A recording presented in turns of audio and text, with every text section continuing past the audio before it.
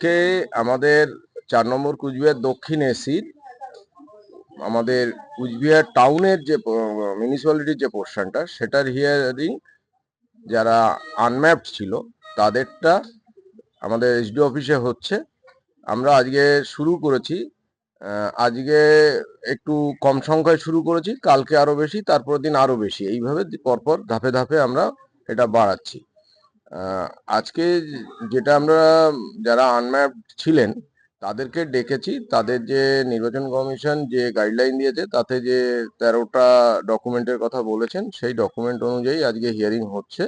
এবং এখানে যেটা ওনাদেরকে নোটিশ সার্ভ করা হয়েছে, সেই নোটিশের যে প্রাপ্তি স্বীকার সেখানে ওনাদের সিগনেচার নিয়ে মাইক্রো অবজারভার এবং এইআরও সিগনেচার নিয়ে আপলোড করা হবে এবং একই সাথে ওনাদের ডকুমেন্টগুলো ভেরিফিকেশন করে নিয়ে সেগুলোও আমাদের পোর্টালে আপলোড করবার ডিসিশন আছে, মানে ডাইরেকশন আছে, আমরা সেইভাবেই করছি।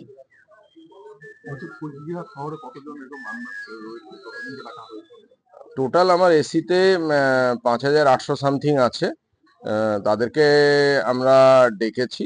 এছাড়া 810 জন এরকম আছে যারা অ্যাকচুয়ালি টেকনিক্যাল গ্লিচের কারণে বিএলও অ্যাপে ঠিকঠাক না আসার জন্য যাদের নামটা বিএলও অ্যাপে ম্যাপিং করা যায়নি, তাদেরকে আমরা এখনো নোটিশ সার্ভ করিনি, কিন্তু নির্বাচন কমিশনের ডাইরেকশনটা আমরা ওয়েট করছি, ওটা পেলে তারপরে সেই অনুযায়ী কাজ করব।